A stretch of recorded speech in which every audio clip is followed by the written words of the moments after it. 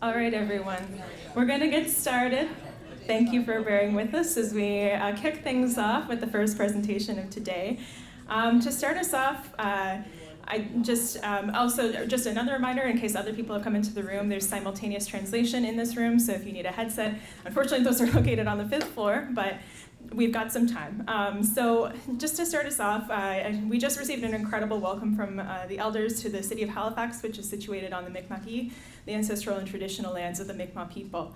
And as we enter into today's discussion about structural and systems changes that young people are calling for, I encourage us to reflect on the structural and systemic legacies of colonialism that need to be uprooted to address the injustices faced by Indigenous youth, families, and communities across Turtle Island. I also want to take some time to thank the sponsor for the youth stream, the AWH1 stream, which is the Home Depot Canada Foundation. They're a huge supporter of our work and the work to prevent and end youth homelessness, so thank you to them. If you're wondering which session you're sitting in right now, it's the one entitled The Underpinnings of Dedicated Youth Strategies, les fondements de stratégie dédiée aux jeunes. So, we are going to kind of switch things up. We're starting the day, and we're already switching things up on you, but we're going to be facilitating a discussion around systemic and structural approaches to preventing youth homelessness by sharing some examples of youth-driven collective actions and research focused on knowledge mobilization and collaborative solutions. We know that upstream prevention that promotes these transformations is difficult, and to achieve that, it can be sometimes disconnected from youth's lived realities. And so it requires open conversations with a variety of actors to raise awareness and lived experience and expertise to reimagine solutions. I should also introduce myself, probably. My name is Amanda Bucknia. My pronouns are she and her. I work with the Canadian Observatory on Homelessness. I'm their strategy, policy, and innovation specialist. And this topic around planning and strategizing and young people leading the way is very, very near and dear to my heart. I'm also a PhD candidate at University of Guelph, where that's my whole focus. So very pleased to be moderating this session. So today, we are very, very pleased to be joined by Kayla Vickery, Zachary Dickinson, and Clovis Grant from York Region, as well as Melody Cordeau, Sue-Anne McDonald, and Cécile Arbeau, who are joining us from the Montreal and broader Quebec context, sharing from their own experiences. So the format of this session is going to be, we're going to have a bit of presentation, starting with Clovis Grant, who's going to kick us off with about 10-ish minutes. Kayla and Zach are then going to talk about the youth strategy in York Region, for about 20 minutes, and then Sue-Anne and Melody are going to share about what's happening in Quebec and the research that's going on there for about 20 minutes. Then we're going to have Melody, Kayla, and Zach have a little bit of a panel discussion about young people and what their role is and how they're leading the way in systems and structural change. And then that'll be about 20 minutes, and then we'll open it up to some Q&A. We don't have a portable mic, it seems. We have this little mic up in the corner, so you'll have to be brave and come and stand and talk to us. But we do need you to speak into the mic because of the translation services. So with that, I'm going to try my best to keep us on time here so that you can get to lunch. But I'm going to invite Cécile to come up and share a few words about today's session.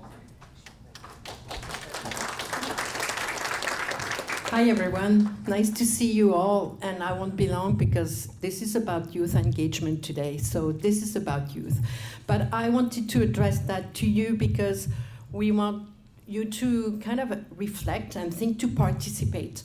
So I'm Cécile Arbeau, I'm the Executive Director of Dans la Rue in Montreal, and 5 years ago we started with partners in the sector, a coalition to prevent youth homelessness in Quebec.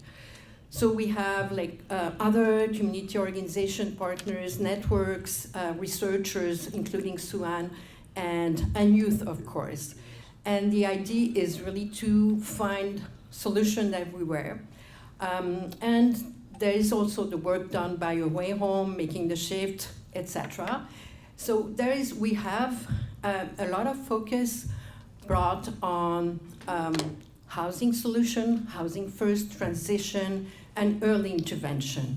And there is a lot of things that youth talk about that we don't address I think we don't act on it that much, and I think that would be, more upstream, universal, structural, systemic prevention, about anti-discrimination, poverty, help for families, as an example. I'm going to read my notes. And they talk about rights, you know. It's a rights-based approach as well. And we have a lot of talk about things that are specific to youth. Families, help of families, help in education, as an example, or mental health, because mental health is, youth is the time when mental health issues occur. And all the youth protection, we call that youth protection in Quebec, but it's child services, I would say, everywhere. So we need to hear more about that, more about what the youth have to talk about it, have to say about it, and also what are their dreams in that field, you know, not to limit ourselves to late programs, if I'd say. So while we all listen, we want to invite you to reflect on what is happening in your communities and how all together, youth and allies, we can move things forward. So let's listen, and then we'll talk, and we'll have a lot to talk about. Thank you very much. Okay, so with that, I'll bring Clovis, Zachary, and Kayla up to kick us off with a bit of presentation.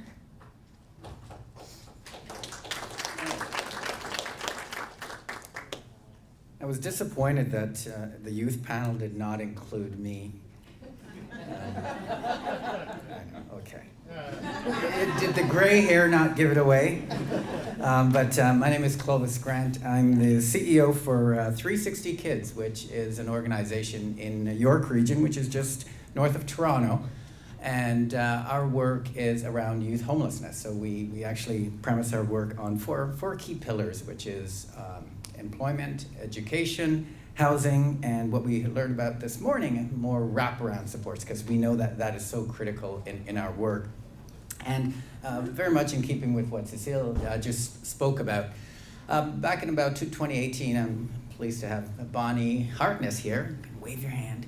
Bonnie and I were chatting, but Bonnie is our Chief Operating Officer, and you know, we've been doing our work at 360 Kids for 35 plus years, and we listening to the research, looking at the research, and understanding that we need to do different things in terms of what that work can look like. And we've done a lot of prevention work for a long time, but actually calling it prevention was something that we didn't do. So that was step number one. But the second step was looking at what more can we do as a region. And just for context, for those who are not familiar with the Greater Toronto area, York Region is north of Toronto and has a population of about 1.2 million people.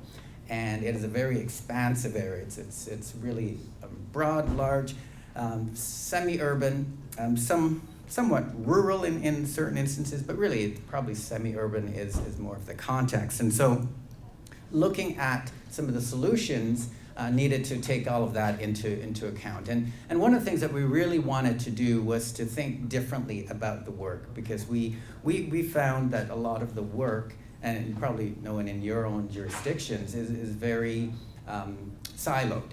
And so when we talk about system and structural changes, we weren't necessarily looking at how are we going to change the entire system in Ontario, but within the region.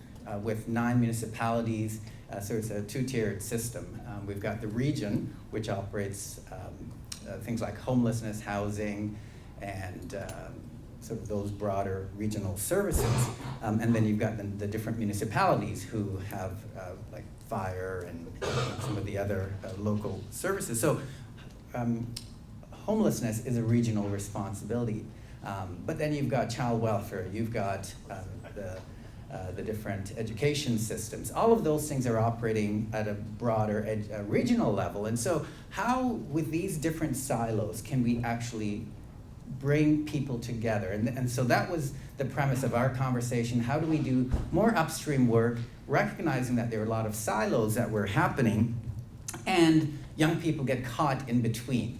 And what we wanted to do, our work was premised, our goals, I should say, with the York Region Youth Homelessness Prevention and Housing Stabilization Strategy, which we just called the Youth Strategy. It was really premised on a few things. One is to do a cross-sectoral strategy, so not just looking at the usual suspects, right? The housing and homelessness folks, but to think about child welfare, which we know is a huge driver, the police, how can they be involved, addiction services, and the list goes on. We had, 25-ish people, and it keeps growing because we started doing that work, we started realizing that we need to have different partners, and the Indigenous community needed to be around the table, and others, we started branching out. But we really wanted to make it cross-sectoral in nature. We wanted to be driven by an upstream focus, so prevention in the broadest sense of the word, and we needed to make sure that when you're talking about structural system changes, the voice of young people was critical. And so I'm so really pleased that Zach and Kayla are here, and they'll talk more about the work that the young people were doing. But the old people, the system people, what we were looking at is how can we break down some of those silos? And when we talk about prevention, our first foray into that was looking at working with the education system.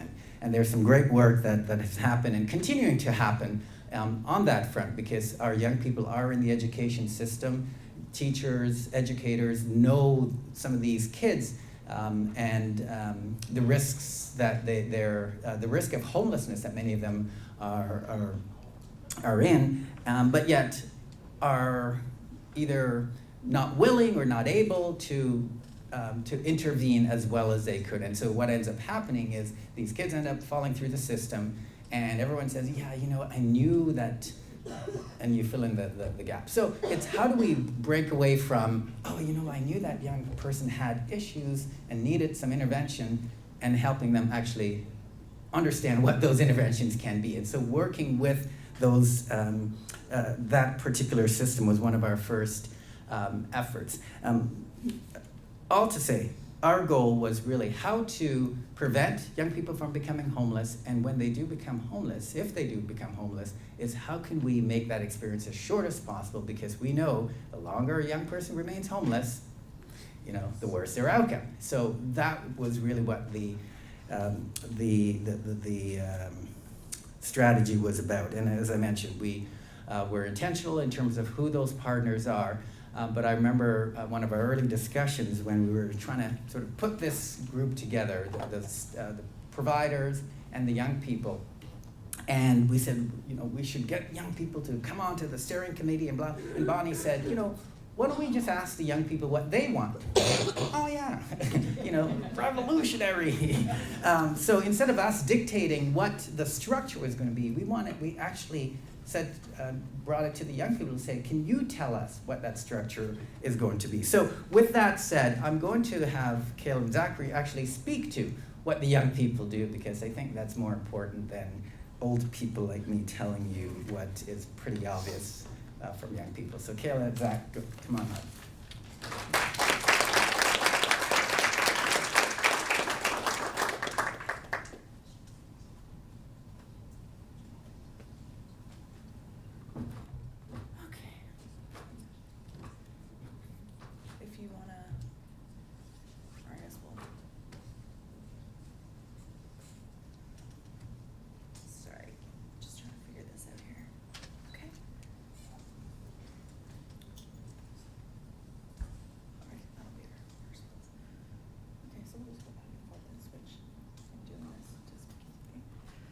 All right.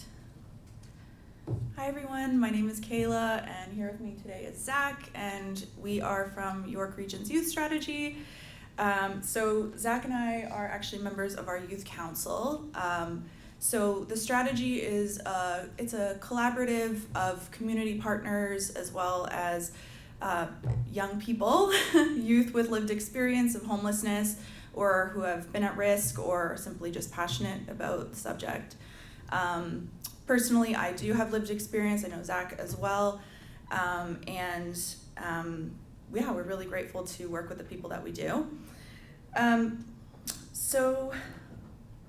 you so much. So we are here to talk to you today about the work that we're doing, what we have planned in the future, and some of the exciting things that we are, a project that we're working on right now.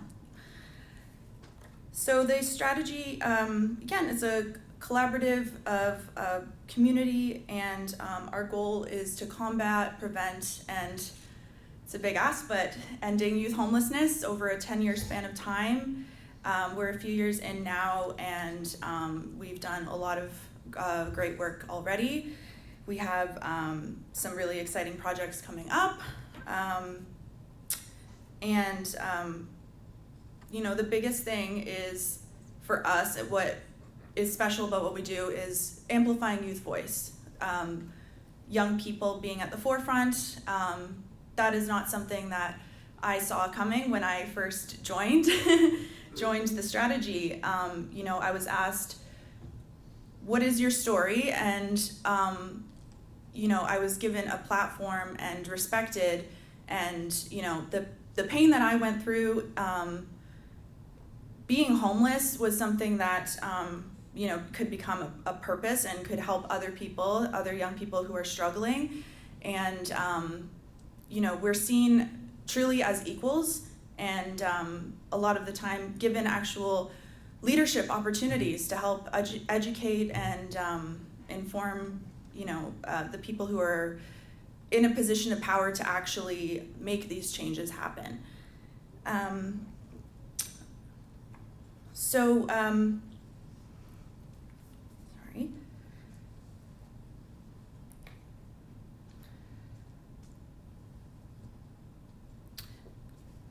So what we do is we come together, we have a steering committee, we have different stakeholders and community partners. As Clovis mentioned, we have members of the police, we have people who work on this, with the school boards, and we have us, the young people with lived experience, and we come together and we find what are the gaps that are missing in the system. And the biggest thing is that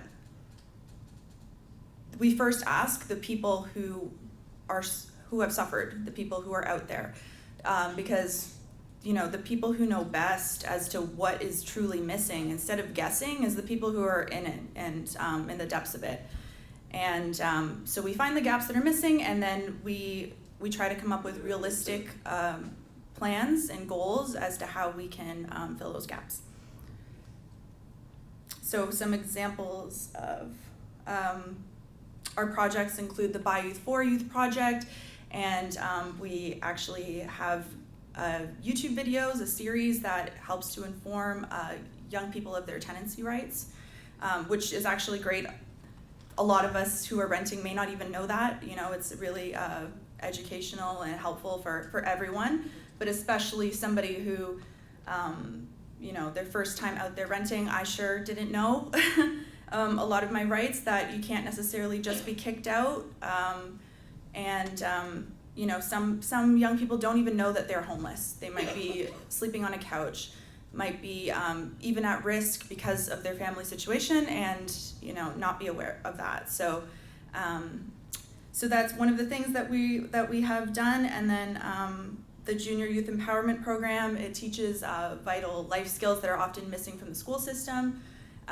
Again, we're trying to empower young people, and because for myself, I often felt silenced, and that it wasn't real what I was going through at the time, because I was young. It's almost like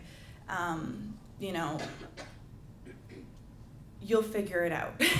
You don't realize as a young person that that you are homeless. You think that you are just going through it. You don't necessarily have anywhere to turn to, anyone to tell you what's going on, or anyone to guide you. So we also have a podcast called The Drop, which was created by us, our council, and that's exactly what we're doing, is informing other young people of things that we have learned and that we find important. So it's by youth, again, for the young people, and it's coming directly from people who have been through that.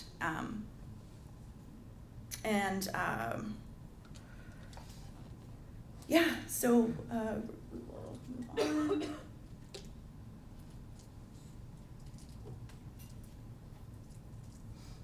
think this is you, Zach. Yeah. Perfect. Thank you, Kayla, for that wonderful explanation of who we are. So like Kayla has quite beautifully described our youth council to be, I will go over our projects and what we've accomplished, how we got there, and how our system could be replicated if community partnerships and agencies are looking to replicate the youth involvement and youth leadership opportunities through our strategy. So to begin, we started off with the project creation of the By Youth for Youth. So like Kayla described, it was youth who came together with the education of rental and tenancy rights. And we created videos and training modules for other youth, which we've presented and posted onto our websites and social media to really connect with youth through platforms that they are engaged with, so that we can get the most information out there to the youth, so they have the necessary information to keep themselves in a position where they're not as precariously housed as before.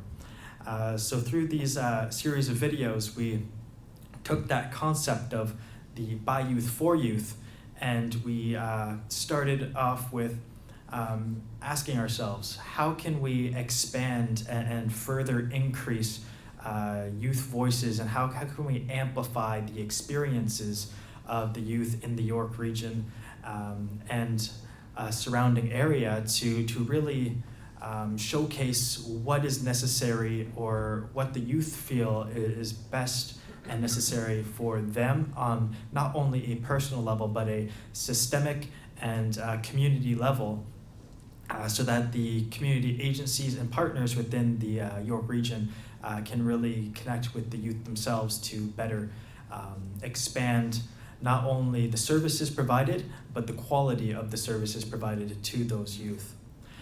So through those, through asking ourselves this, we created our project, which is the call to action. So from those videos and that model of asking youth to engage other youth, we created this project.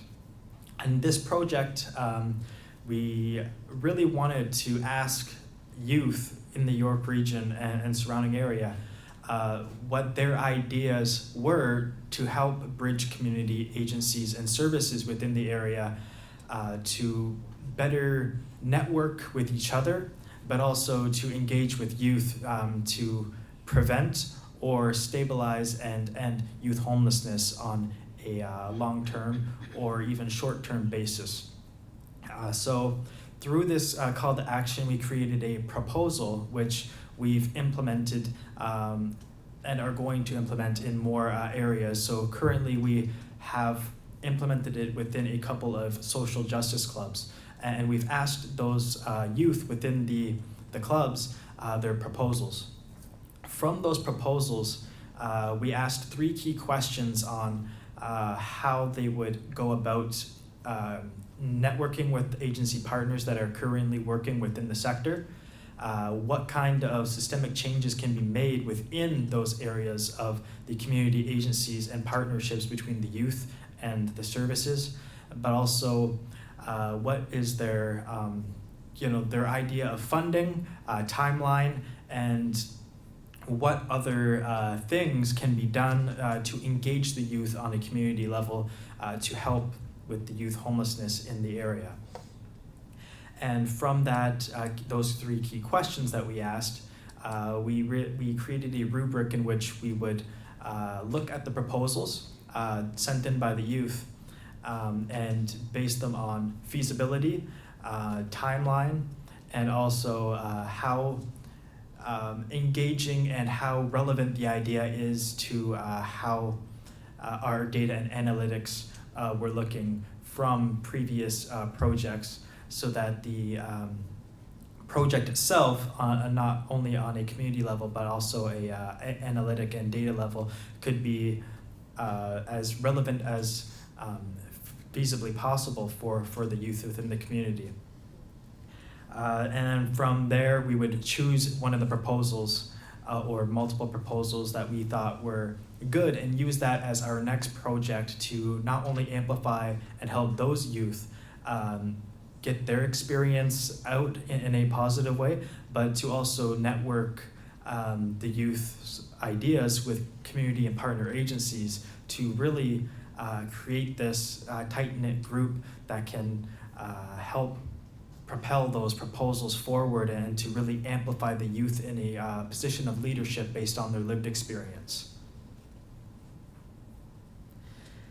So the achievements and takeaways so far that we've found is that it really does help amplify youth voices. So for example, me and Kayla being here able to speak on our experience and what we've done and amplifying our voices to help other communities and agencies come together and possibly network to create a project that will help youth and to prevent and stabilize youth homelessness.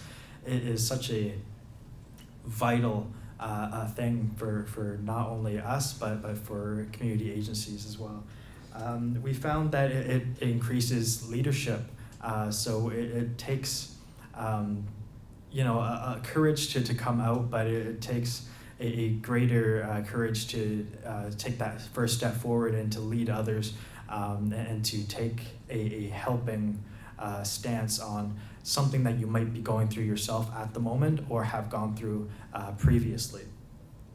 And finally, we found that it really strengthens and bridges those gaps within the community agencies and connections between the partnerships that we have as a network, but also as a community to youth basis, so that the youth feel more able to engage within services based on that partnership that we created.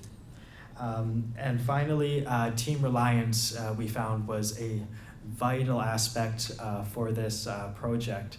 I don't feel as if what a single person could do this, because really it has to do with family and building that connection. And when you build that network, it really, especially with the youth being empowered, it feels like you have a family with you, behind you, some foundation and support that maybe systemically was lacking before, but when you change those systems based on youth leadership, that structure becomes more viable.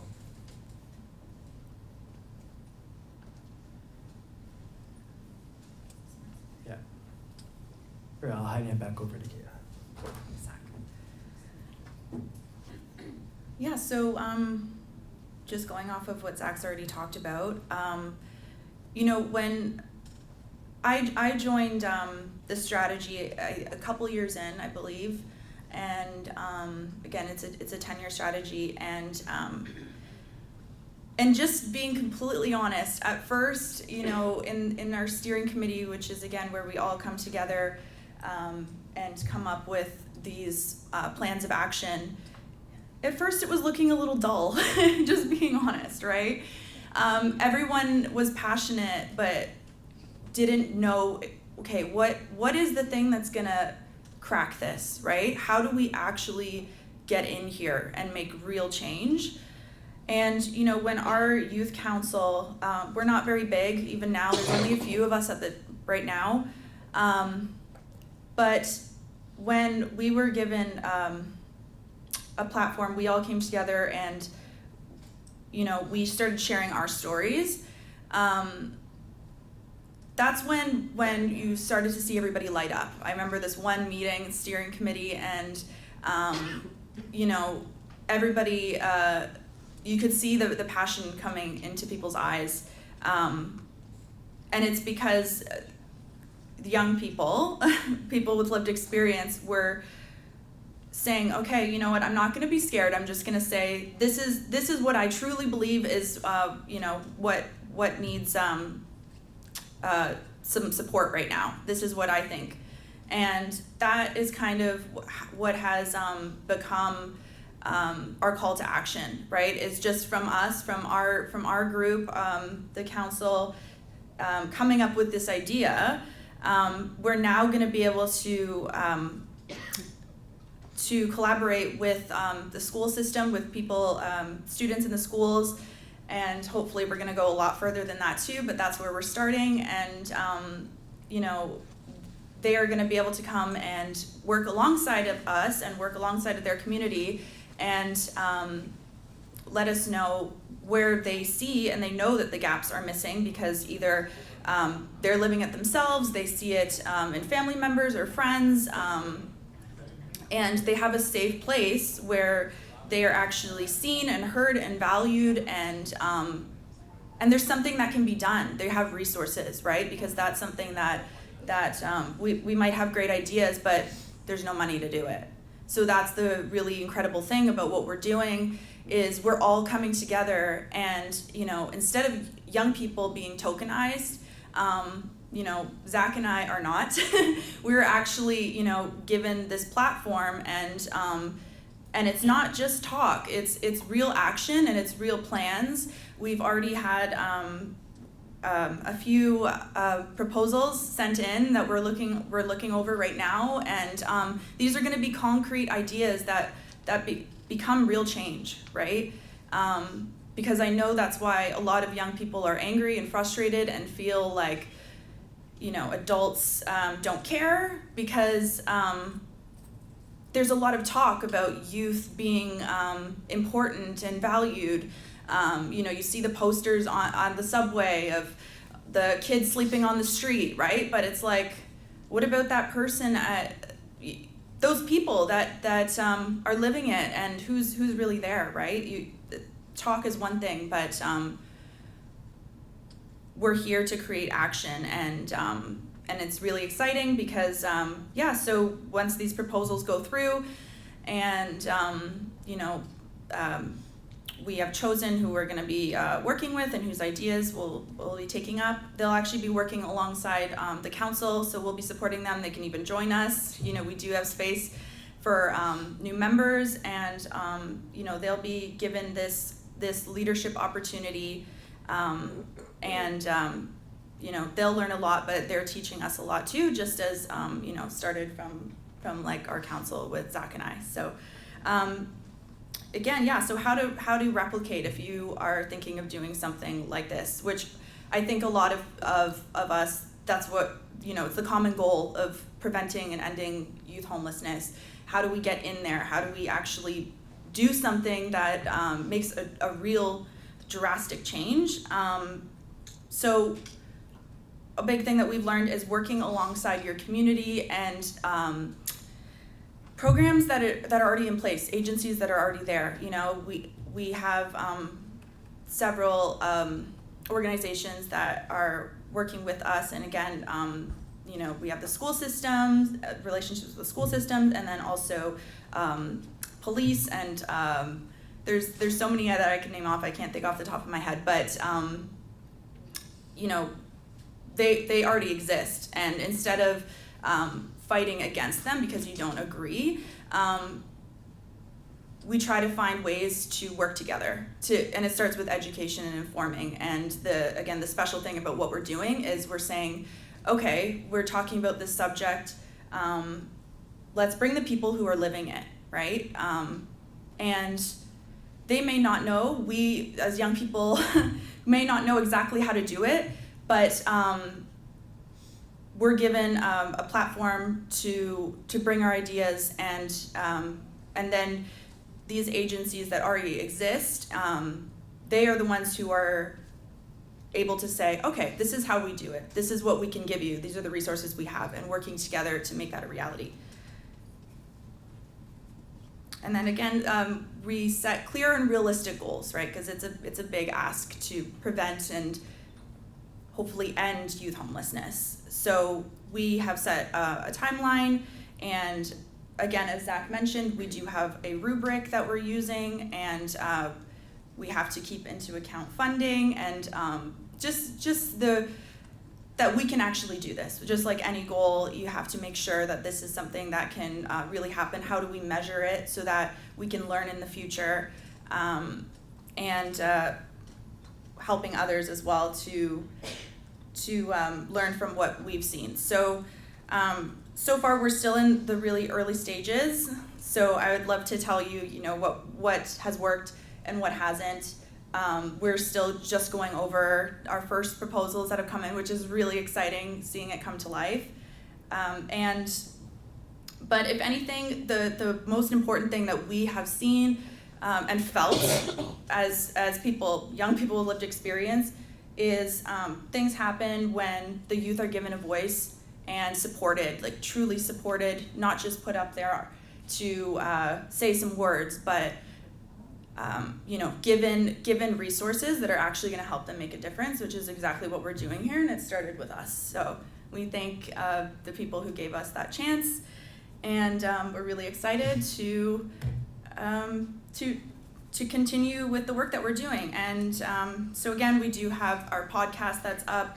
If you would like to connect with us, we don't have it here because we actually just we wanted to make sure that it was launched, but we do have our website up now, youthstrategy.ca. It's not on here, but again, youthstrategy.ca. We just wanted to make sure that we had everything launched for the conference.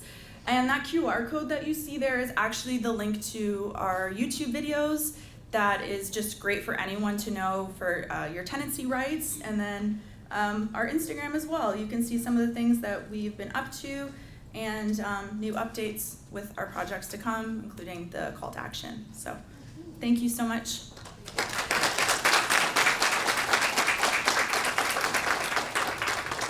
Amazing, very inspiring work, and we'll get a chance to hear a bit more during our little panel discussion. I'm going to stall for a couple of seconds, but welcoming up Sue-Ann and Melody to share about what's going on in Quebec. We're just getting our presentation loaded, so feel free to stretch, take a breath, whatever you need to do right now. But yes, please join me in welcoming Sue-Ann and Melody.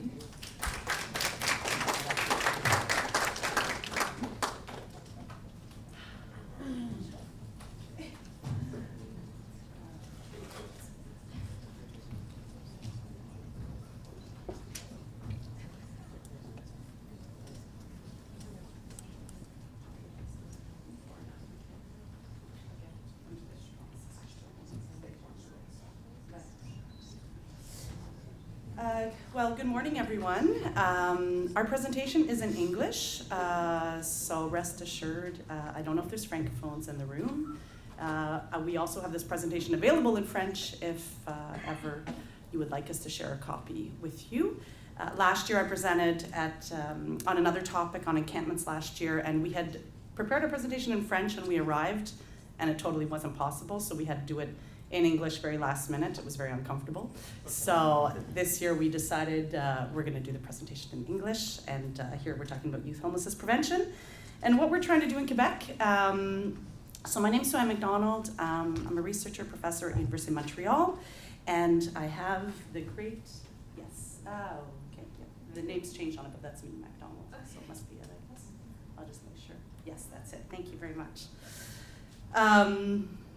Oh yeah, so hang on, I don't have the PowerPoint in front of me. This is very confusing, I'm sorry.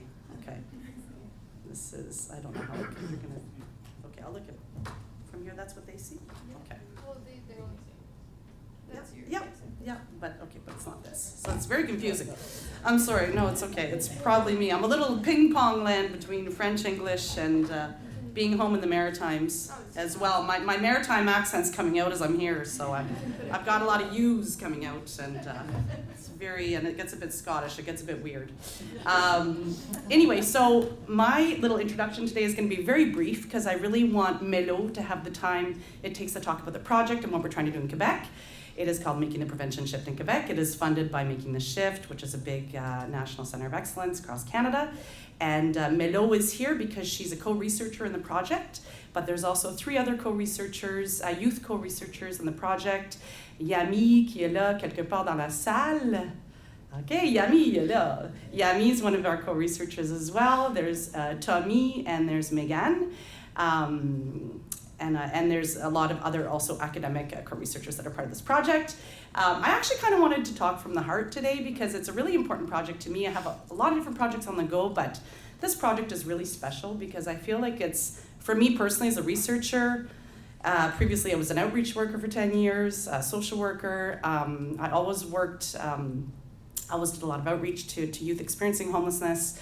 And it's a project I really wanted to do for my PhD. I really wanted to do action research, community-based action research, but I really didn't have the tools, the know-how, the conditions. And the presentation before, they talked about having the right conditions. And this is the kind of project that really, from my heart, has the right conditions. I mean, we're talking about youth engagement, but it's also people that are older like me and have been around for a long time. It's also about our own engagement, like what we're willing to put out there and risk and be vulnerable and build together. And I think because we have amazing partners like Dans la Rue, Cécile spoke, and other partners involved in the project, it's also what makes it special because it's really a coming together and connecting dots about what's going on in Quebec and what can we build. And frankly, maybe we have practices that exist that work in that strategy of prevention, but we haven't seen them through that angle yet. So it's also about collecting what we're doing in Quebec, what we know, and also where we'd like to get to and what we're not doing very well. So, okay, I think I use these things here. Yes, I do. So who is involved in this project? It's a Quebec-based project. Like I said, we have youth with lived experience that are the youth committee, academic, a lot of different researchers working in child protection, working on gaps in the education system, also in criminalization, judicialization. So it's really broad reaching to say, okay, what are your expertise? What do you know about how we could be preventing youth homelessness in different systems and bringing people together to harness that knowledge. We have wonderful community sector, homelessness sector, community sector, and institutional partners involved in the project. And even though there are a lot of different prevention frameworks out there, we know in Canada we have a very one that is quite well known. Well, in Quebec, we really wanted to do things differently. We wanted a bottom-up approach. So because sometimes when we take Canadian approaches or international approaches and we try to transpose them, they don't exactly work like that, right? Because every province has unique approaches and unique strategies, and especially in Quebec, we have a very large community sector. So we have a lot of street work, travail de rue. We have a lot of kind of funky, flexible, meeting people where they're at approaches. So it's also about honoring those approaches and saying what also can be working. Sadly, I would say with a lot of cut to funding and things like that, the prevention focus has become more of a crisis focus because of the kind of situations we're in with lack of housing and overdose crisis and also labor shortages and things like that. So this is in a nutshell what we're trying to do, and we've done lots of focus groups with intervention workers, individual interviews with youth, and we constantly analyze the data with the youth committee as well and with other team members from time to time. Céline had mentioned that we have a coalition, Coalition Jeune Plus in Quebec, which is really started before the research was funded. And when I say the conditions were really excellent for this project, well, it's exactly that, because we have this kind of more political mobilization on the ground that wants to put forward a youth homelessness prevention framework. Cécile mentioned it. She mentioned a rights-based approach. Well, I translated it very kind of quickly, but these are the guiding principles of the Coalition Jeune Plus. So we have this very political advocacy arm, mobilization arm, and PIGE, our project, is like the research arm, and the two things come together to feed into one another.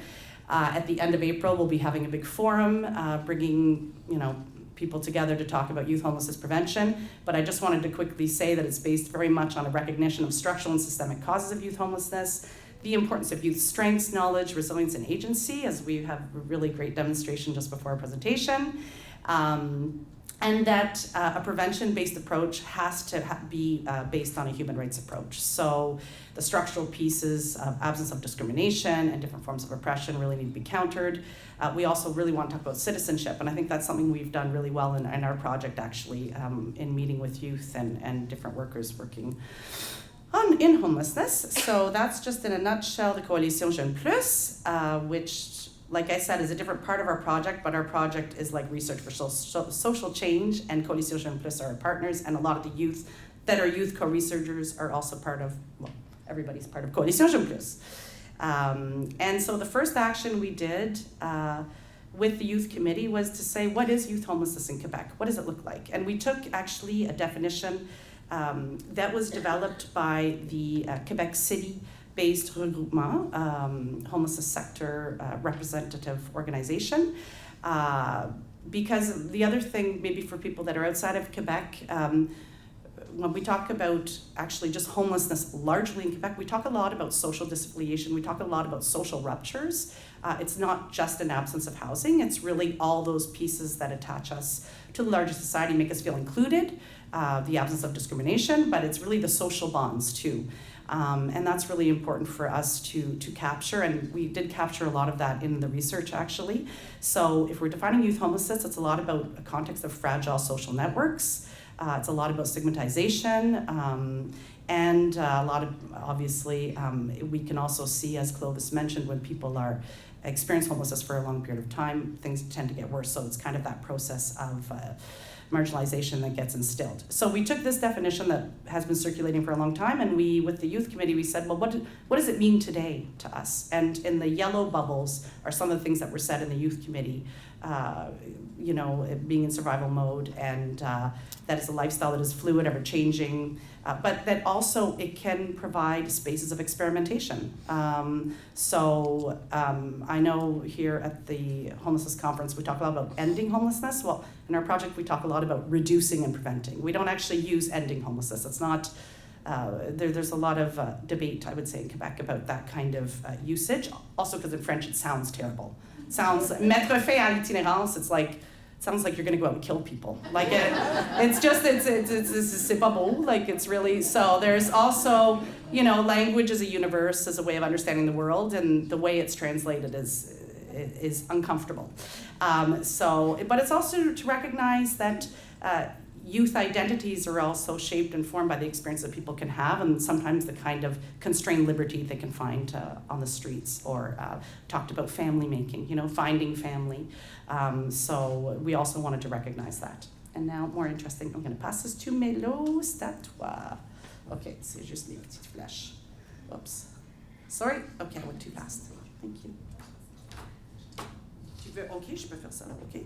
C'est pas grave. No, c'est bon. So one of the first things we did, obviously, like any research, literature review, but we really took the co-researchers that are part of the project, their fields of expertise, looked at what they'd written, what they had found, to look at the different social spaces that are inhabited, and what are the factors of exclusion and inclusion in these different life spheres. Probably you know all of this already, but we know that in different systems, whether we're in systems or exiting systems, that transitions are really, those moments of transition where maybe more accompaniment is needed, more understanding, and also flexible approaches are really necessary, that people fall through the gaps, right? When they're exiting systems, whether it's from child to adult to mental health, whether it's leaving youth detention settings, but people are very much left to their own devices, especially when they turn 18. Well, here you go, you're 18, you're on your own. So we looked at all these different dimensions, and we have some really nice, obviously a much more detailed analysis than what I wanted to present here. But these are some of the things that were said and some of the things we found in the literature about these different spaces of exclusion and inclusion in the different life spheres. And that we truly need, and I think we had really good evidence of that with Zach and Kayla, we really need more youth affirmative spaces. And that's when I talk about, for me, this project, it's a bit of a love story, but it's like, our goal is not to tokenize youth participation, but to create real spaces of leadership. And between the research and the coalition, well, that's exactly what's happening, because we're able to do things like this, and let's do more of it. So that's it. Is that toi maintenant? C'est bon? Okay. Well, hello everyone. My name is Melody. So I am a member of the Coalition Jeune Plus, like Suan just presented. So I'm a representative of youth. It's hard to translate sometimes, so I'm really sorry if sometimes I don't use the right word, or if it takes me a few seconds to speak, and I'm really nervous, so you just have to be transparent with you guys.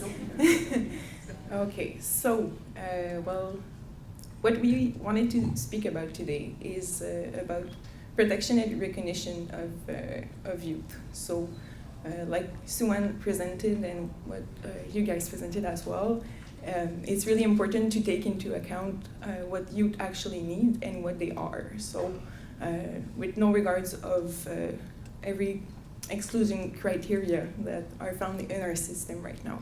So what we really take into account is the person in this sorry, the person in the center, and not just to say it, but to actually do it. So to put this person with, yes, their needs and their struggles, but especially with their forces and what they can bring to the table, because we are all human beings, and sometimes I think we forget that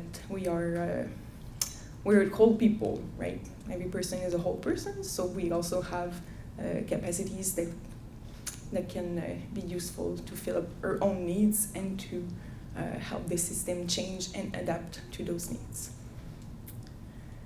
That's it. Oops.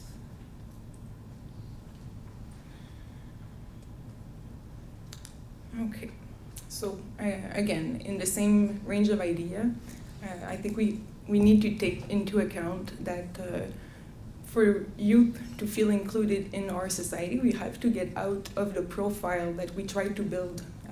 When we ask the question, what is youth homelessness? We try to imagine, well, okay, so what do they have in common? And to create that profile of homelessness in youth. But I think this is our first mistake most of the time, because there is no profile of somebody that is homeless. It's not something that we're gonna find. It's gonna be different for every person, and that's also what we mean when we say that everybody can actually lose their house at one point. It's in the same range of idea. So to create a sense of belonging for those youth is to actually take into account who they are as a person and not to try to fit them in a box. Okay. I'm really sorry. You are doing great.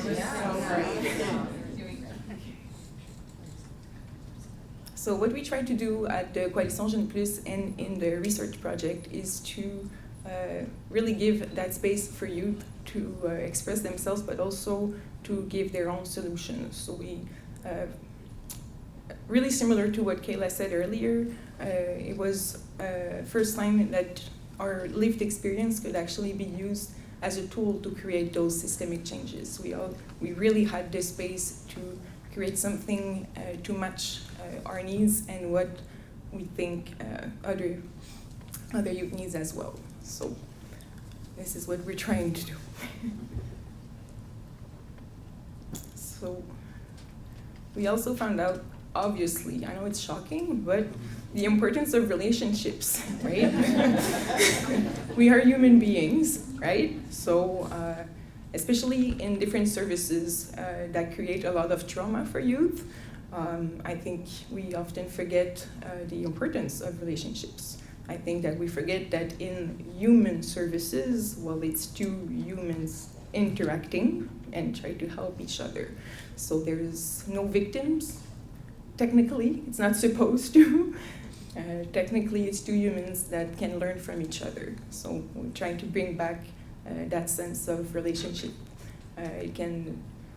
It's often one of the things that we all experienced when we were homeless in the community.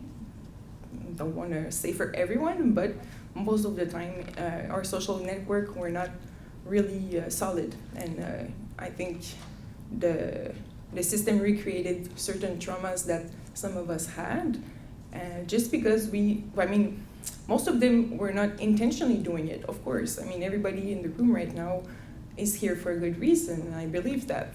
At the time, we were not necessarily seeing that part, and our needs maybe were too great, and we needed that the human in front of us didn't just provide a service to us, but actually just create contact. And when you've been fooled once, it's harder. So, yeah, that's why we try also to encourage a peer-based approach and to encourage different community organizations to engage with youth and to get fundings as well to provide those peer-based programs.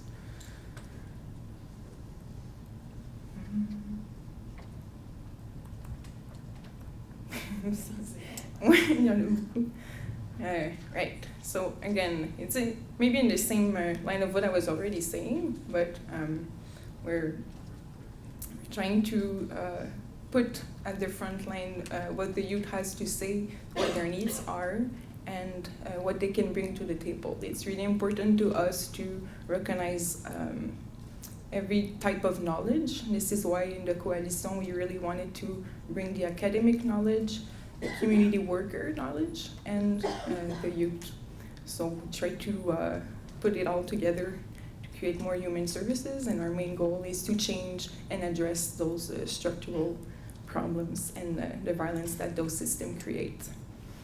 Eventually, we actually hope that the advocacy for those youth rights will force the system to adapt to the real needs, and that includes also funding for community organizations that follow those approach. Not sure if it's really clear, but I'm trying.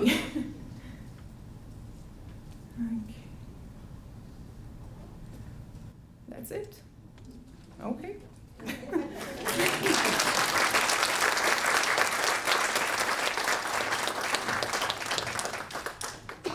Wonderful. So very inspiring thoughts and actions that we're hearing from these folks. Actually, Melody, I'm going to keep you up on stage here because I'm bringing yourself and Zach and Kayla up to do a bit of a panel discussion. I've got to switch some things around here.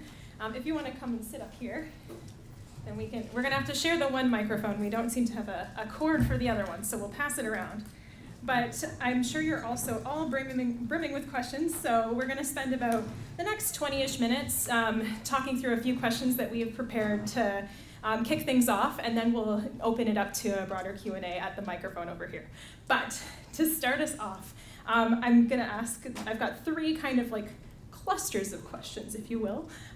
The first, so now that you've all had a chance to hear what each other do and have heard about the work that's happening in York Region and in Quebec, how do youth initiatives contribute to structural changes, and what are you doing to transform systems? Who would like to kick us off? Sure, Zachary. Have to pass the mic a little bit. Could you just repeat the first part of the question? Yes, so how do youth initiatives contribute to structural changes, and then what are you doing to transform systems?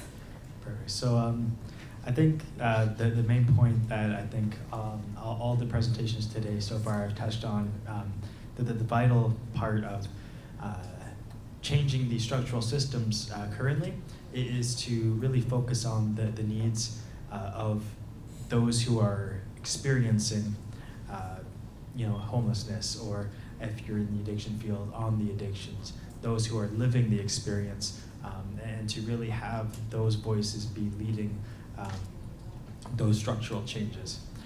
What are we doing currently to help support those changes? Kayla mentioned we have a couple different things on the go. My favorite per se is the Junior Youth Empowerment Program, which is a program, like Kayla was saying, where we are teaching junior youth empowering skills such as morals, values, and other life skills to really develop a sense of empowerment and leadership within themselves to make informed decisions around seeking support and connecting with community partnerships to prevent, hopefully, future homelessness within those youth. Fantastic. Thanks, Zachary. Sure, do you want to jump in there, Karen? This one doesn't work, unfortunately, so we got to pass it around. Thank you. Thanks, Zach. So I think something that we are doing is, it sounds like you as well, is the fact that the people who are in a position of power to actually create change, like our project, the Call to Action, where we are starting in the school systems, again, hoping to expand. We're hoping to actually bring that into the curriculum and, into the places that that young people are and where it's going to make a difference. And again, in our steering committee, we have many people who are involved, and like I mentioned, making a difference with people who, the York Regional Police, just for example, a way for them to look at young people who might be experiencing homelessness differently, through a different lens, that they may have not gotten that training. And also for us to get training from, wide variety of people who come from different walks of life, or, are in different, come from different backgrounds that helped us all to be as informed as possible. And it starts with just being open for all of us, young people, adults, all of us to really be open to, it was mentioned, family, and seeing each other as just human beings, and being open to learning from each other, because we all of us at the table have something to bring, and that's how we create real change in the system, and it's exciting to think about. So yeah. Absolutely. Thanks, Kayla. Melody. Well, what I think that we're trying to do is, we're trying to mobilize every young person. We often hear that young people are tomorrow, but we're also today. And I think that our main goal is to, we're here. Yep.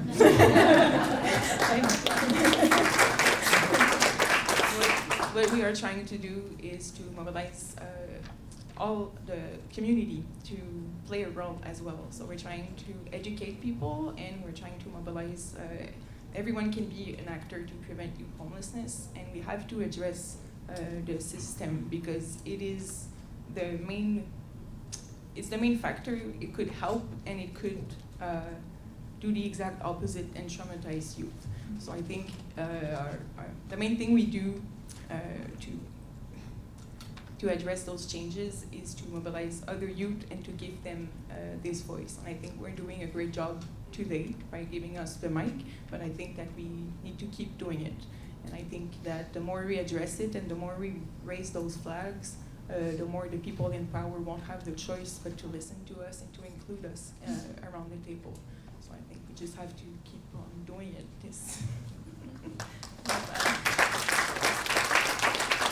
That's really fantastic hearing from all of you, and really a core theme that I'm hearing is that shift in power dynamics that's so important for structural and systems change, and the way that you're making that tangible and real. And you're right, youth are right here, right now, so listen to them. And to build on Kayla, you talked about youth have things to bring to the table, so I want to unpack that a little bit more and ask, not only why it's important to have young people involved, that's come through a little bit in your presentations for sure, but what is it that young people bring to the table? What are those tangible things, and how are you getting them engaged to bring those things to the table? Who would like to start, Kayla? So again, with our project, the call to action, that's exactly why we had the idea to start it, was because in our council we were trying to think of, okay, so what's next, what's the breakthrough. And we said, you know what, we don't have all the answers. I only have so much from my personal experience, and I can share that and try to, bring forward as much as I can. But there are people, again, from all walks of life who are experiencing homelessness and a multitude of factors that can teach us something. And, we're really excited to, again, some of these proposals that we've already had come in. There's a lot that we're learning, and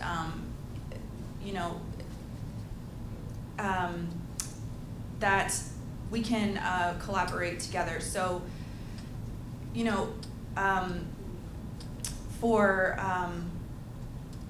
as to exactly what that is, what young people bring, of course there's our experiences, and people who have an educational background as well.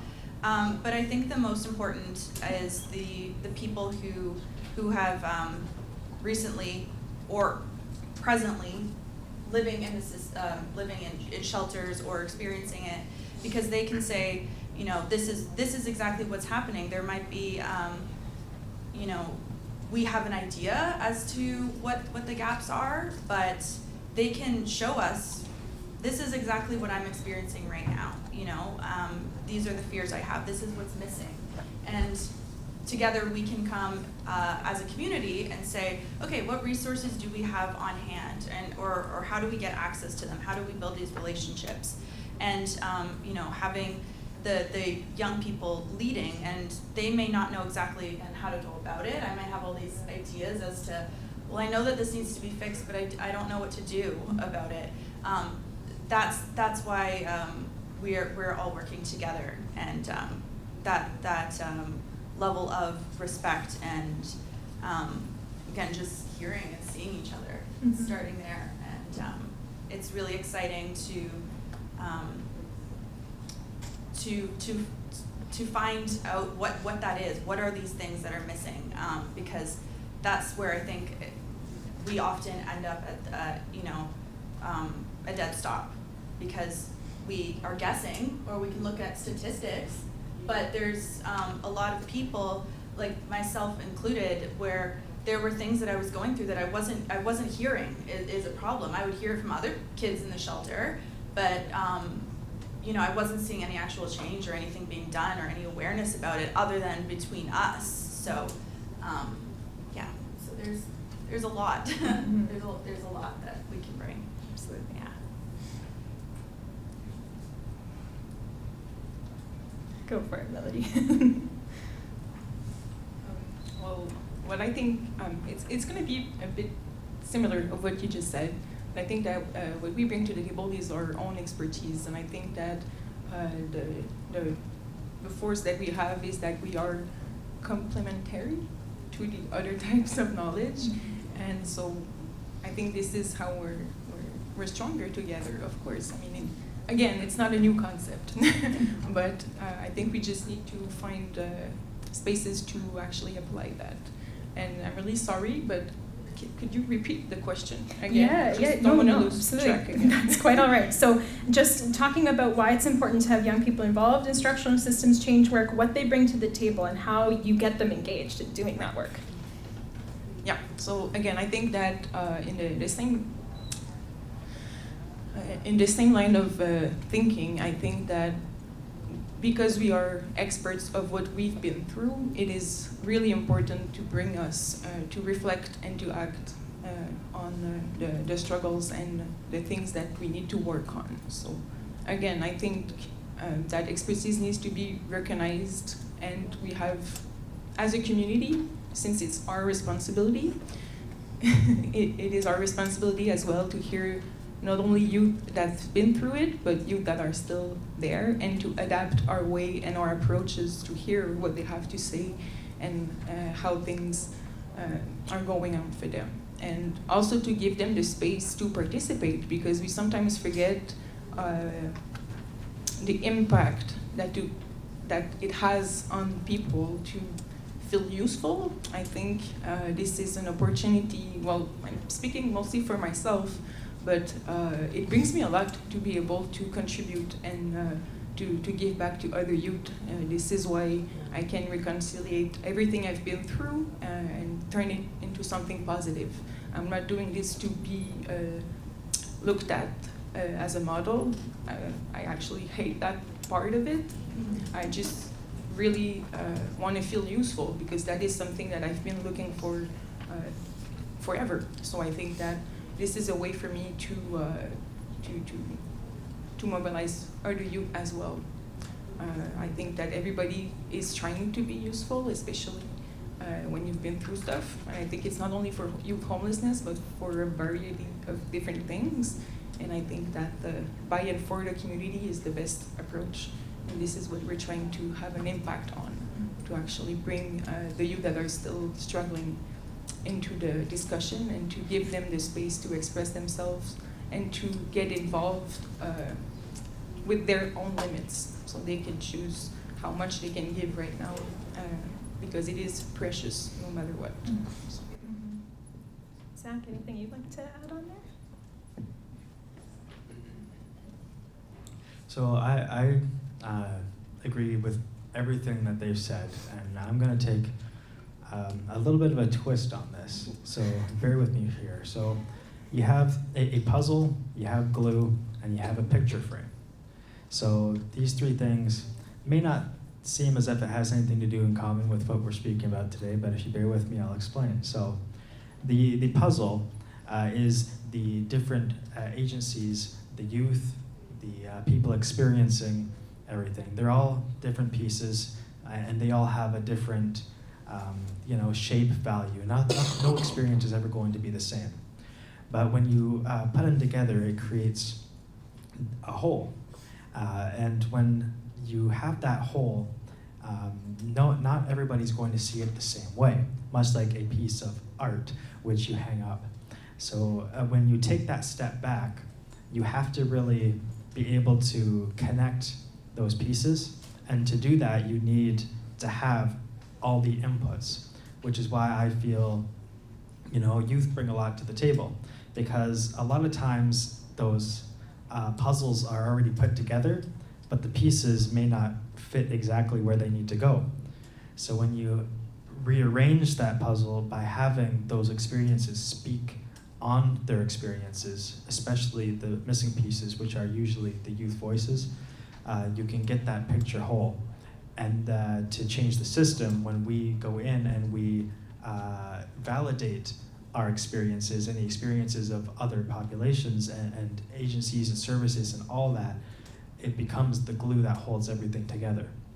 So that's the little journey that I see this as, and I hope that kind of explains what I think that we bring to the table, and that's we can see the bigger picture of what we can contribute to as a whole. But every piece, like I said, has its own value, and it's only when we all come together and validate the experiences and the people as people, and that we can see our experiences are different, that we can create that picture. It's a beautiful analogy. I love that. So one more question before I turn it over to the audience. So it's kind of a double hitter. So we've got, what have been maybe some of the challenges you've faced or feedback you've heard, and what are some next steps you're hoping to get into doing this youth-led work? Anybody want to start? Okay. Perfect. So that's a great question. So could you just repeat the first part? Yes. So maybe a challenge you've heard or Yes, through feedback or whatever. Yeah. Feedback. Yeah. So for me, challenges that I really faced was, while our experiences are validated and we have these leadership opportunities within the sector, I find that myself engaging other youth who are experienced in that, it is a bit of a challenge. I know that the work we do is important, but sometimes the experiences that the people we were trying to help have had really hinder them from that connection and that engagement. But like Melody has said very succinctly and beautifully, is that we need to just keep pushing and keep getting the youth to express their voices and to really contribute, because we have a lot to bring to the table. And as for myself, what will I continue to do to contribute? I am currently going for social service works, so I'm hoping to eventually work in the field, specifically with youth who are experiencing homelessness or addictions, to really make sure that we and they have a voice that is heard at systemic levels, and also to make sure that those voices are heard to make a real impact and change. Excellent.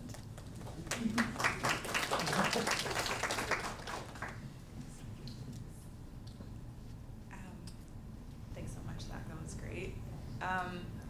So one of the challenges is that, as it's already been mentioned, every young person experiencing homelessness is going through immense trauma, and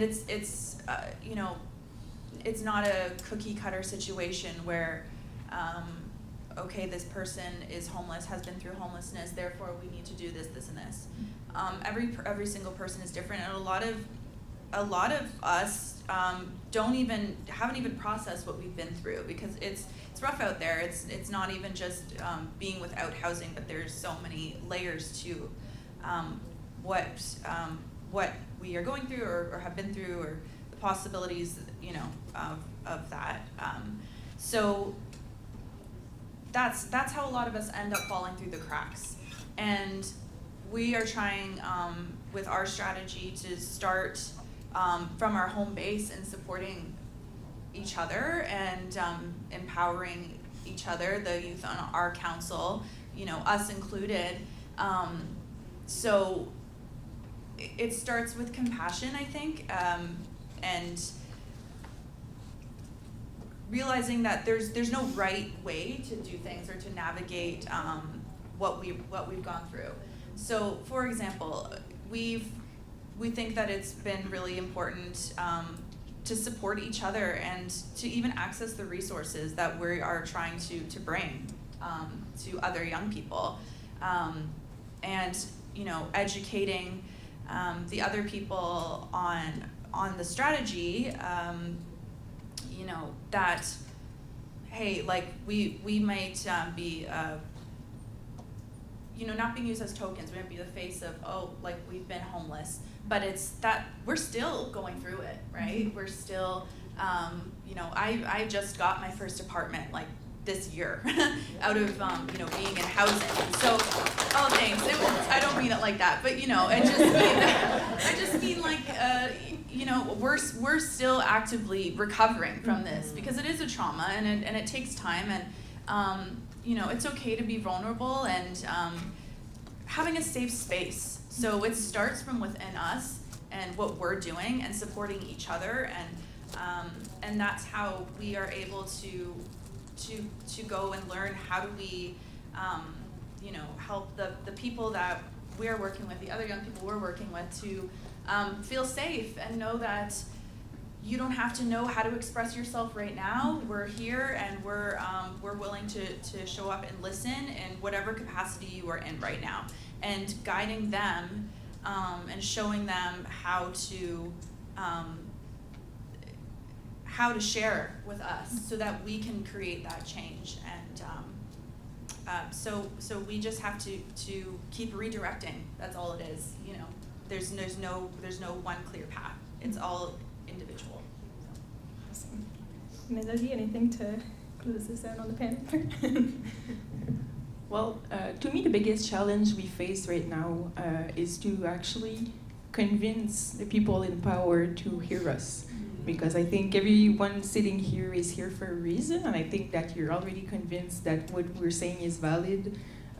But I think that the people that really has the power, aka the funding, they also need to hear us and to hear that what we're saying is valid, and what we can bring to the table needs to be acknowledged the same as the academic knowledge. So this is the biggest challenge that we face, I think, to find the right person also. I don't know if you've recently looked at the list.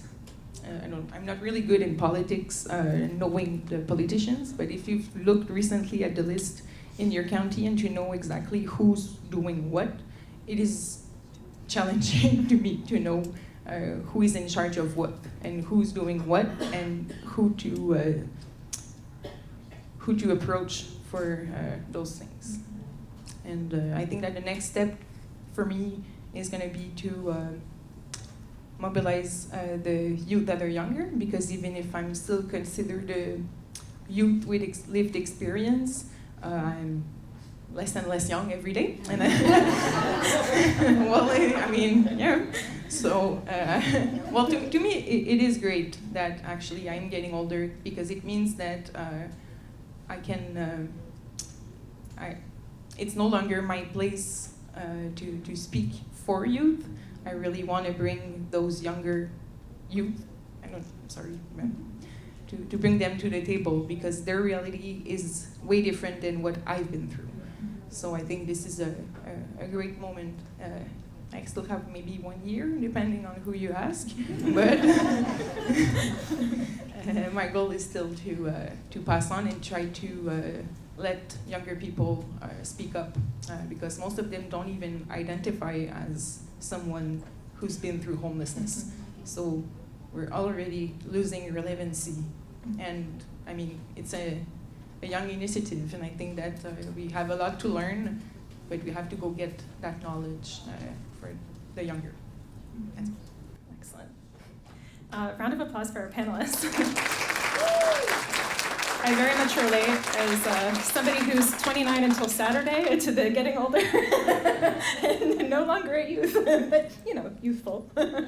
Okay, so let's open it up. I'm sure that there are questions in the audience, and if you could please, I'm sorry you have to make the long march up to the microphone, but for our translation services, we would appreciate coming on up, and maybe we can form a little line.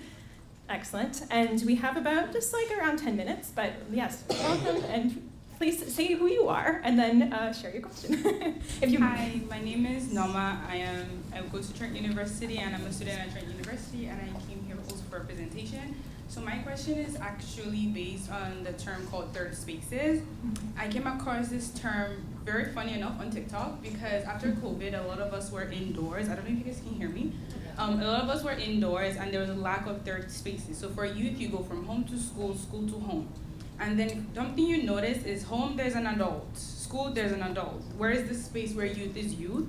And I love how the panel is purely youth, and then they can funnel those voices, but they can't get the voices if they don't know how to assess those youth. So my question is, can you or have you been able to figure out a way to create a third space for youth that is for youth, made by youth, and is maintained by youth? Because you're taught in school, and that lessons can only be put in place when you're on your own, and I find that it's very hard for you to speak up in this room full of adults, because you don't want to get judged, or your parents are going to be like very harsh on you, and I feel like that's another thing. So I'm just curious as to how that has been effective in your areas, because yes, you have the police, the healthcare, but like those are still adults, they're not youth. Where are the youth spaces, and how can we bring this back? Because I feel like we've lost a lot of third spaces, both for youth and adults as well. So yeah.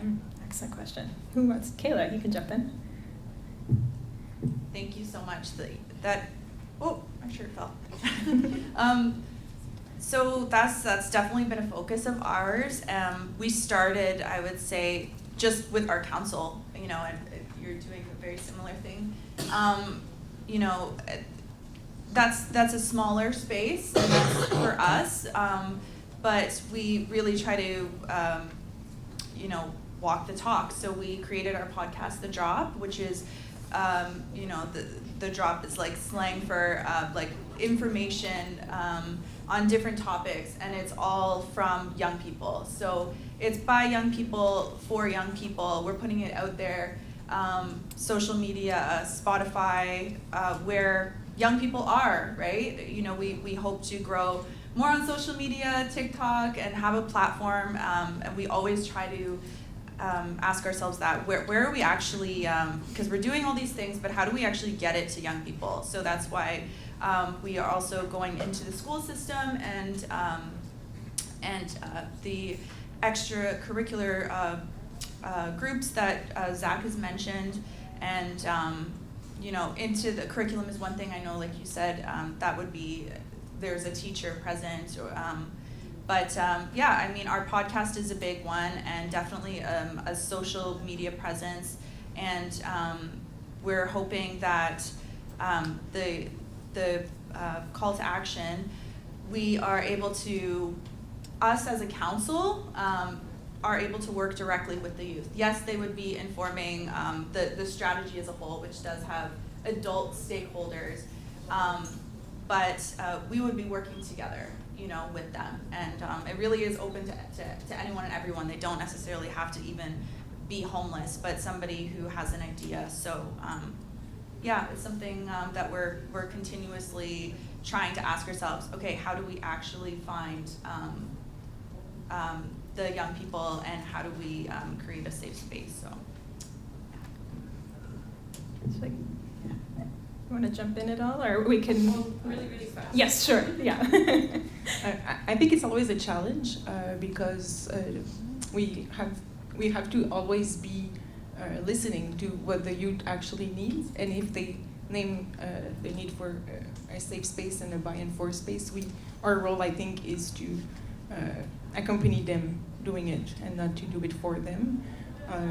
But I think that we're trying to reach out to younger people that are still struggling and to give them those opportunities to create their own space and to put forward what they are already doing for themselves.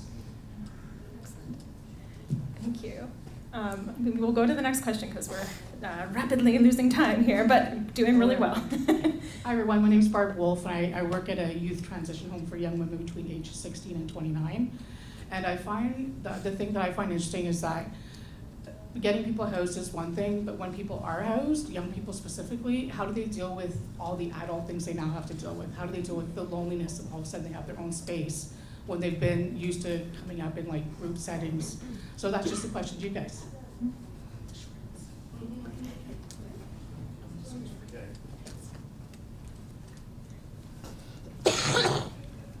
Well, I guess the first thing would be to ask them. To ask them what they would need and how to recreate that group for them. I know that the community was really important to me when I was homeless, and I think that's the thing that ruined many apartments in the.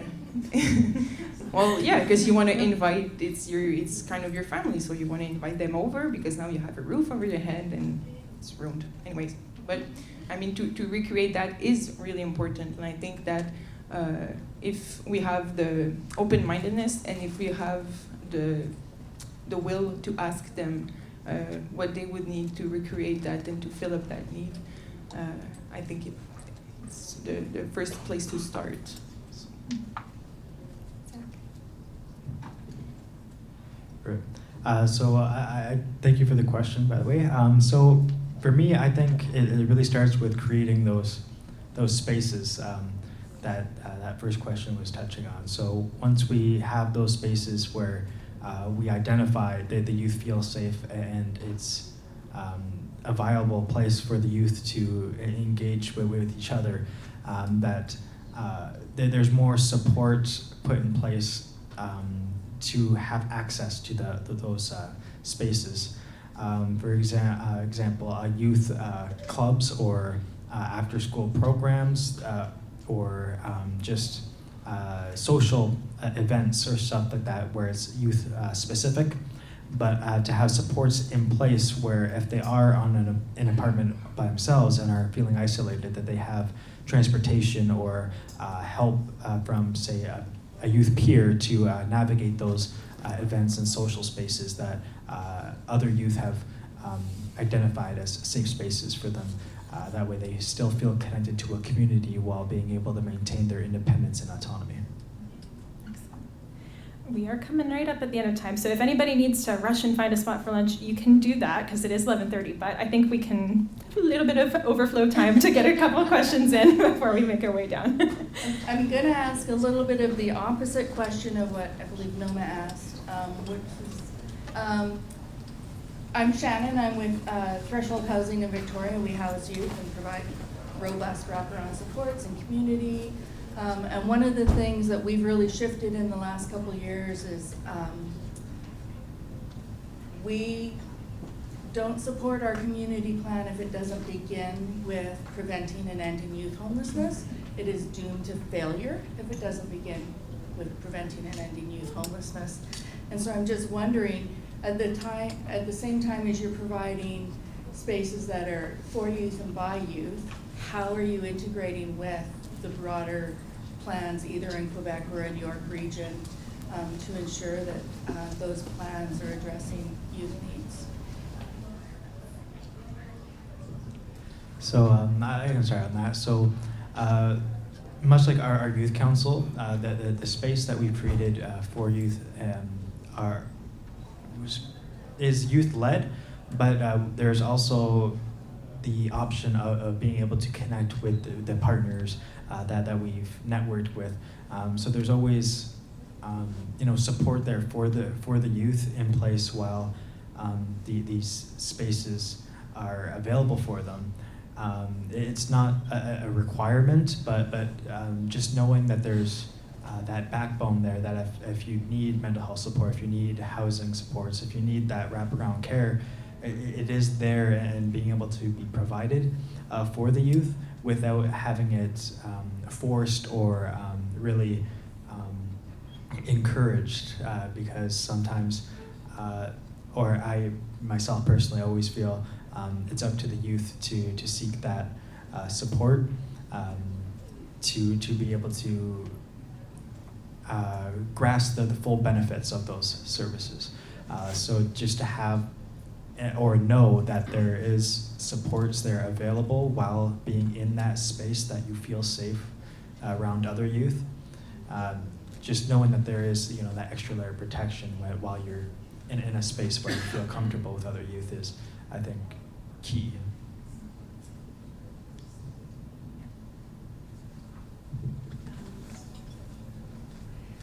Yeah, so we talked a lot about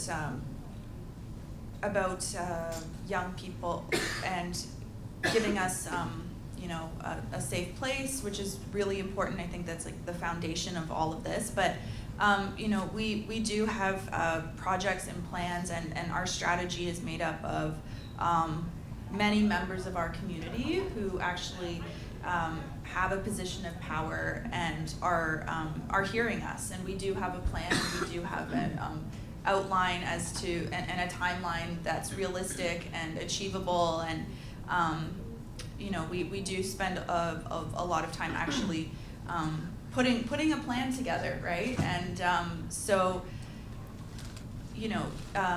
yes, we need, of course, young people, we need our voice, but we also need our community, and they're willing to hear us, and that's the really incredible thing about our strategy is we work together, and we're making things happen, and a lot of it is youth-led. We come up with a lot of the ideas, but we have funding, and we have support, and we have the resources to do it. So, yeah. Excellent. Mike, very quick. Thank you very much for your presentation. I was really struck by the idea of humanizing, and I also was very struck by the fact that you spoke about relationships over housing, that the relationships are really core to all of the stories and all the work you're doing. So that, I think that's probably one of the most important things that is going to be said in this whole conference, is that it really is about relationships. On that note, as a service provider, I've really been struggling with what's the place of services in community, and are we actually the right agents to be working with to create a human service? Or are there other spaces where we should be, so very much on that third space kind of idea? Are we really the group that should be promoting this, or are there other spaces? If we weren't the ones we were focused on, where would you go for community to develop what you're asking? Well, I think it will always depend on what the needs of the youth is. So of course, from person to person, it's going to be really different. I think that depending on where you are in your place of life at that time, you could just be needing to access a service rapidly, and that could make a difference just to have human-on-human interaction and to get the service provided.